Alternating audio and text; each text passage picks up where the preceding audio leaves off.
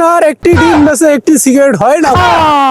ওরে কেউ আমাকে ধর ধর ধর। কোথায় সেনাপতি? জি মহারাজ। এই কি বললে তুমি?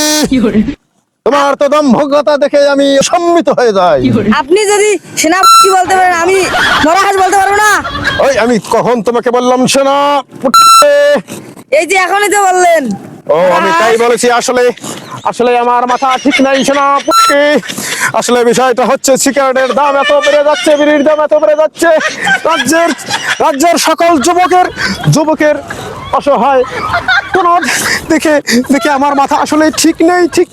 এইভাবে মাদক দ্রব্যের দাম যদি দিনের পর দিন আকাশচুম্বী হয়ে যায়, যদি রাজ্যের প্রজাগণ, এই যুবকগণ যারা এই ডার্বির উপর ডিফেন্স করে তাদের জীবিকা নির্বাহ করে, তাদের তাদের তাদের কষ্ট দেখে আমার সত্যি সত্যি অনেক কষ্ট হয়। আমি আপ্লুত হয়ে পড়ি না।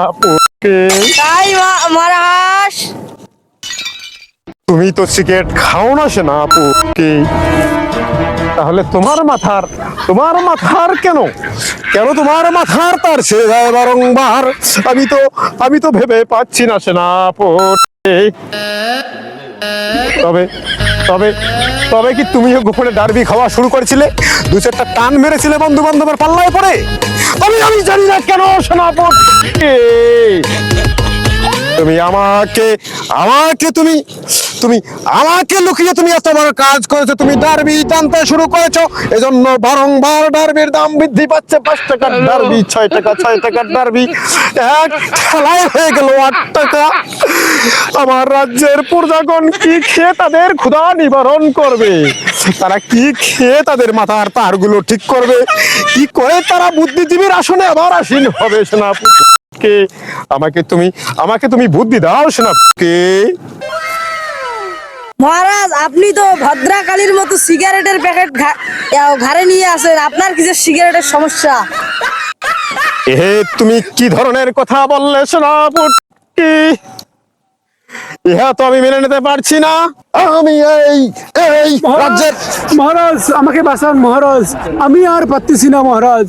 মহারাজ আমাকে বাঁচান মহারাজ। এই করুণ সময় প্রজাদের করুণ অবস্থা দেখলে তো আমার কলিজার ছাতি ফেটে চৌচির হয়ে যায়, যেমন চৈত্র মাসে ভাদ্র মাসে ইটার চাপা ফেটে খা খা খা হয়ে যায়। তবে বৎস, তোমার কি আজ্ঞা নিয়ে এসেছো তুমি বলো দেখি, আমি কতদূর তোমার পরিণতি ভালো করতে পারি। মহারাজ ডার্বি সিগারেটের দাম বেড়ে গেছে মহারাজ। আমি বেশ কিছুদিন ধরে সিগারেট খাইতে পারতেছি না মহারাজ।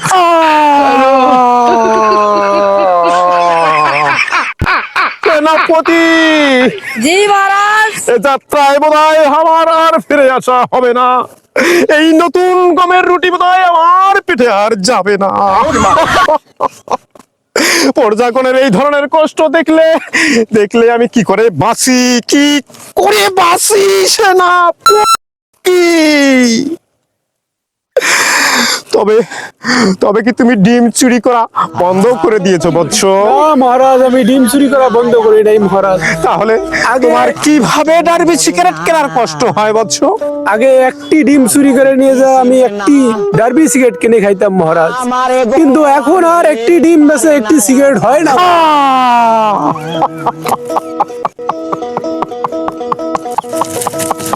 ওরে কেউ আমাকে ধর ধর ধর। এ যাত্রায় বোধ হয় আমার আর ফিরে আসা হবে না রে। ওরে ডার্বি তুই কি করলি রে? তুই আমার রাজ্যকে খা খা করে দিলি, প্রত্যেকটা প্রজার মনের সুখ কেড়ে নিলি। কি করলি না? আমার প্রয়োজন নাই এত ডার্বির। আমি এই ডার্বির মালা প্রজা সকলের জন্য দান করে দেব। আমি এই ডার্বির মালা দান করে দেখিয়ে দেব যে কোন লোকমান জমিদার জীবিত আছে। মহারাজ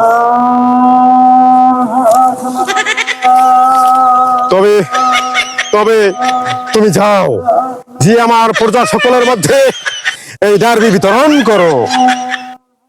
হুকুম মহারাজ। তবে তুমি তাই যাও। এখন যদি প্রজাদের মনের মধ্যে একটু প্রশান্তি ফিরে আসে, তবে আমি রাজ্যটাকে ভালো করে চালাতে পারবো।